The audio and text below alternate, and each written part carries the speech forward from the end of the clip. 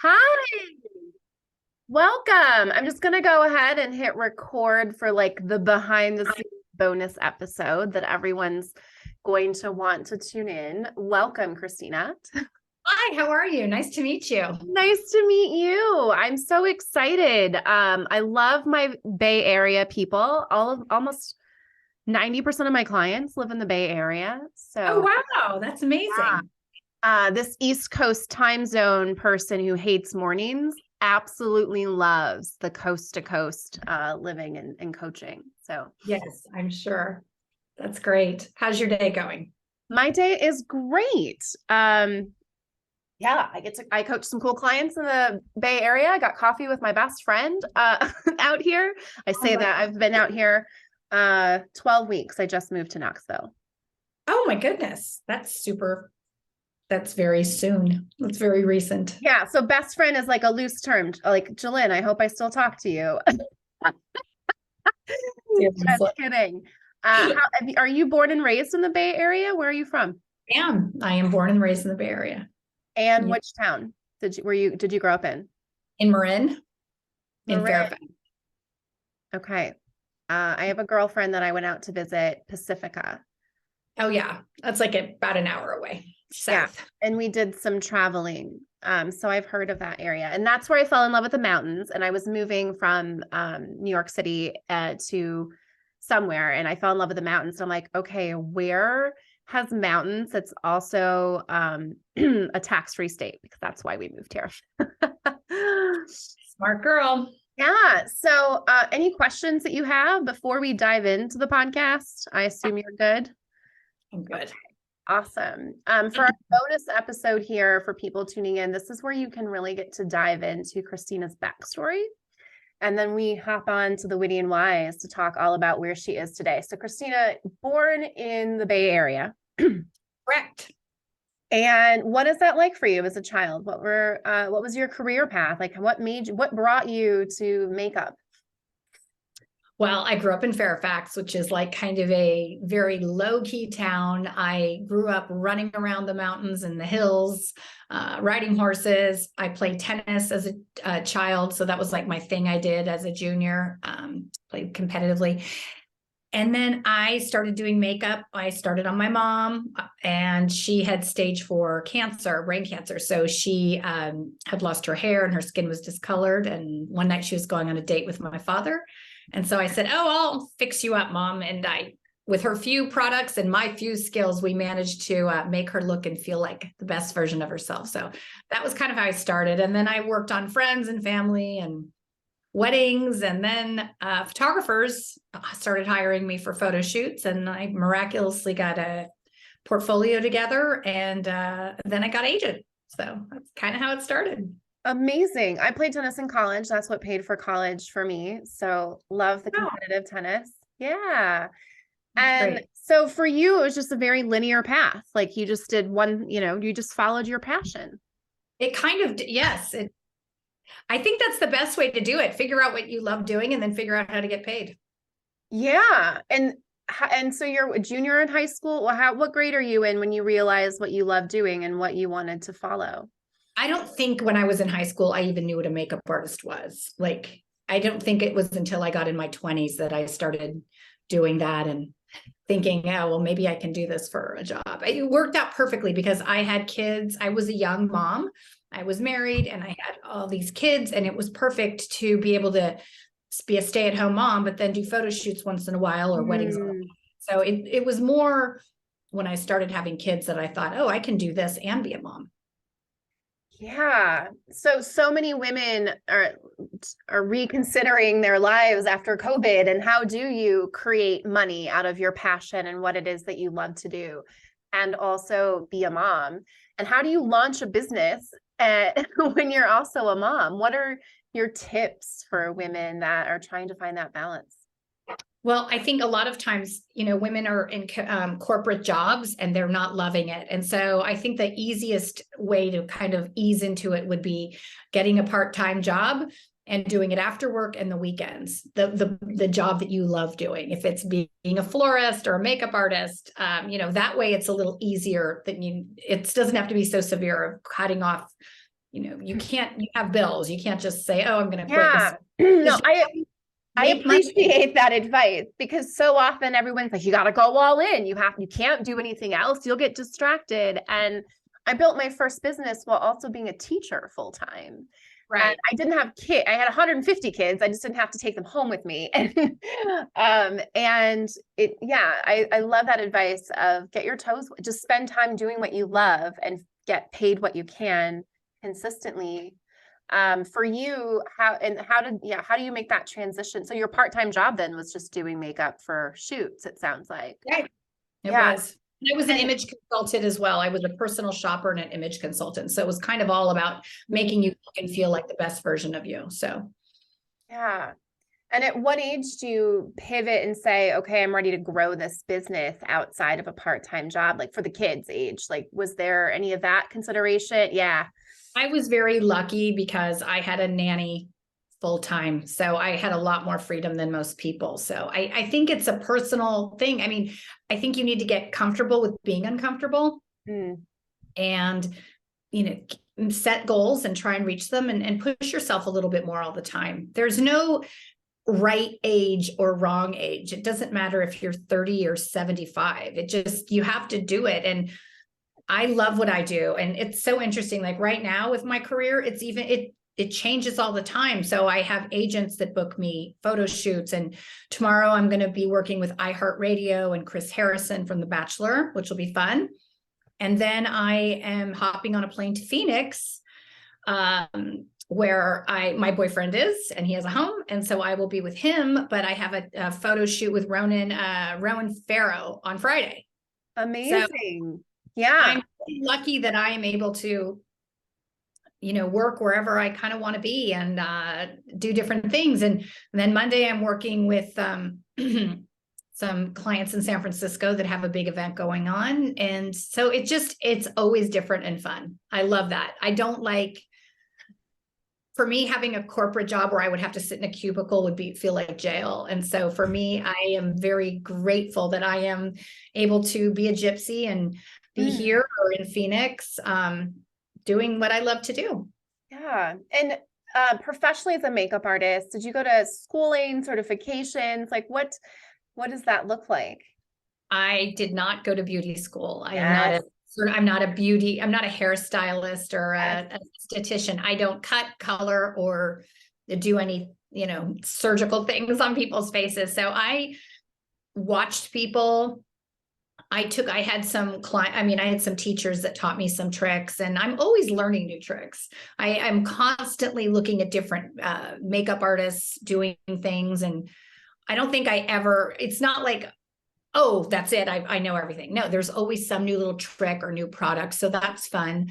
I did a photo shoot last weekend with a really good friend of mine, Richard, who we create magic together, we always say, and with my daughter, Jasmine. And so that was really fun. We got to do like 4 different looks on her, and that was fun. And so I get to do that creative thing, because oftentimes if I'm doing a TV show or working with a fashion house, like a Gucci, a Louis Vuitton, they're very specific and rigid on what they want. My makeup cannot overpower the fashion. It's all about the fashion. And my thing is just, they want to look very minimal. So that's kind of an art in itself, making the model look like she has no makeup on, but she has makeup on.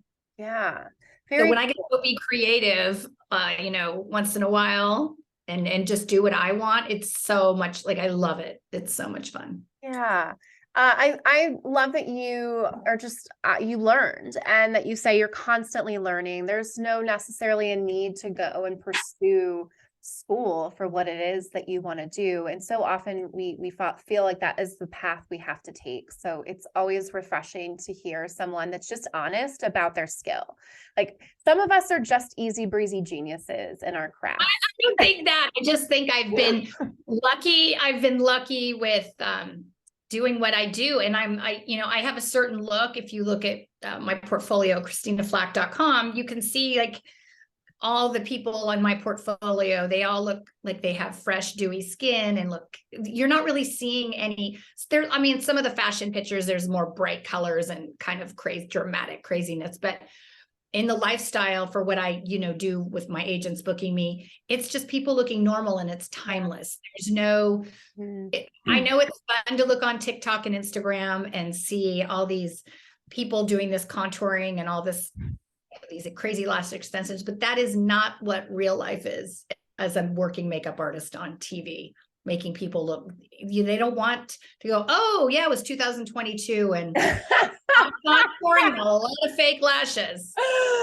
I love that. That's such a great point. And now I feel like really ready to have you help me with my makeup, because I am a mascara and a little bit of eyeliner and a little bit of brow filler kind of girl. And that's it. And I know that I could really benefit from a nice foundation. And I know that I could really look pretty someday. I like to think of myself as that girl on TV with the glasses. And I want people to be like, if someone just took her glasses off, did her makeup, and maybe gave her a hairstyle, like that's kind of the look I go for. Oh my God, you're so funny. Well, a good trick for selecting a foundation, it shouldn't be too light or too dark. It should disappear into your skin. And most of the time, it's so funny. I get clients coming to me saying, I thought I was supposed to match it with my hand, or I'm That's like, what I was taught in the 90s. Like that is the most ridiculous thing I've ever heard. Why would you be matching something with your hand? Your hand and your face are like two different colors. Or your arm. No, your inner arm. That's the other one. No, now Instagram says your nipple. What? I think like it's obviously a joke. Like now I'm whipping out my nipple in Sephora to figure out my skin tone color. But in the 90s, you put it on in the 80s. I mean, my mom taught me, when I was a kid, this is how you do it. Yeah, I know. The foundation. Seen it. Like, people come to me, they're like, my arm, it matched perfectly. I'm like, but your arm and your face are like 14 different shades darker or lighter, right? Yes, I love this. Okay, so more makeup tips for Katie is lipstick. So I put some on for you today because so honored. And this is my idea of dressing it up. But how do I choose a lipstick? Because I never feel like I buy the lipsticks and I get home and then I think I look stupid. Well, I think it's the same. Like, whatever color your lip is, if it's like kind of a berry, go with, you don't want to see a color. Like, there's certain reds that look better on us. Like some people look really great with an orangey red. Some people look better with a blue red. I don't ever want to go, oh, wow, there's a color. It's supposed to just kind of be a neutral, like extension of your lips to make them look better and not, but then there's times that people want it to be a big, bright, bold color. But yeah, I think it's like, I can't do a red lip. That's not ever going to happen for me, I feel like. Yeah. Well, you never know. You might, I would need the right person to somehow make my face look right with it. Yes. I just did a show, California Live. I'm the new beauty expert on NBC. And so it's so fun because how everyone says, holiday makeup, everyone does the same thing, a big red lip and smoky eye. And so I decided to do the exact opposite. I did like kind of a gold shimmery lip and not a liquid liner, to just do something light, warm, shimmery golds and creams. And so I want to do something different because it's just been so overdone, the red lip. I appreciate the timeless look. We don't want to know what decade that you were delivering this in. That's right. A great point. Well, think about it. If you look back in, fashion and look at Marilyn Monroe, they look beautiful. And that's my look. I mean, every makeup artist has their look, and mine is just, I like to look at my faces as just a pretty fresh face. I like the skin to be evened out. I like the eyes big. I definitely am all about filling in the brows. I feel like that changes my whole face. Oh my gosh, it totally does. And then, I'm big on like layering concealer, but in thin layers. And, because I have, genetically, I get dark under here, and there's discoloration on our eyelids as well that we need to even out. So I will put concealer on that and lighten it up before I add anything on. There's a lot. I'm an illusionist, I like to say. I can Believe me, I work a lot on this face, so I have a lot of tricks up my sleeve. I love that because what I do for a living is I take things off of people. You know, we strategically partner and we take a look at what, you know, obligations, expectations, et cetera, people put on you, and I take it off. And then you go in and you make it look so beautiful. Someday I'm going to have my moment with in the Bay Area. I'm going to look you up when I'm holding a conference there, and I'm going to have, yes, I see this for my future. I think that would be great. I think when I speak about beauty from the inside out, I feel like that nutrition, wellness, all that is a huge part of looking like the best version of you. People don't get enough sleep. It's free, and you can, you know, you can't get enough sleep. And I think it's super important to get more rest. Drink a lot of water. Sunscreen is your best friend. Put it on every day, rain or shine. And, you know, I think drinking the green juice, super good. Of course you do. You're in California, so you have to have I've been drinking green juice forever. And I just made some before our show today. I get mason. I'm so hardcore. I make mason jars full of it for like the whole next 2 days. Yeah. So you have a Scooby with your kombucha over there too? I know you do. I do. I've seen how you people live. I'm very intrigued for this lifestyle. It's we are fascinating with our weirdness. Very fascinating. I love it. I owned a CrossFit gym for 4 years, so I get you. I always say the reason that nobody knows, like I'm turning 40 in 3 months, and people still think sometimes in the South, they think I'm 25. In the city, they were like, you're definitely 30. But it's part of it is I get great sleep. Because I don't have children, so I sleep great. And I have great nutrition because I taught health and nutrition classes as well. There you go. So, it does pay off. You will look like a better version of you. I know I have great makeup skills, but it is so much easier for me when I get a client that is well rested and their skin's not, you know, covered in acne or like all kinds of discoloration. Ever since I cut dairy out, and you know, I don't have any of that issue anymore. And I know that Botox is probably in my future, but I don't know. I don't see much movement in that forehead, miss. Oh my gosh, I've never had Botox. That's what's so crazy. What? All my girlfriends sell it and they will tell you. I'm afraid of needles and I'm holding out as long as I can. Okay, I'm afraid of needles too, but I love Botox. So all my girlfriends either sales reps or one just opened Lumetri Wellness. I just had her on my podcast. It hasn't launched yet, but it's she doesn't like med spa. She has a direct hospital director, whatever. She has a medical, professionals, whatever. They do all the things. So they do the nutrition side. So all the green juices and the IV drips. And then they also do the IV drips. Oh my God. Oh yeah. I mean, they do everything on that side. They'll do the blood work and tell you what your proper nutrition is. And then they have the other side with the Botox and the facials, all the stuff. I'm like, Mare, how did I move out of Jersey without going to your spa and having like just one thing done? Just one. So I know. We're missing out. I know it's coming. I know it's coming. All right. So this is our bonus episode. Christina, thank you so much for giving me all the tips. This is where I get to be selfish and learn things for myself, and for telling us, sharing a little bit of your story as well. So we're going to hop onto the podcast where we're going to talk all about her favorite clients and her business and really showcase what she's really built, going from just someone that had a passion and a dream to turning it into a viable business where she is California NBC's, what was your title again? California beauty expert on California Beauty expert. Yes. And we all know that we want to become some type of expert in the world and be given a TV show. At least that's my personal dream. So follow us over to the next episode so you can pick up all that information.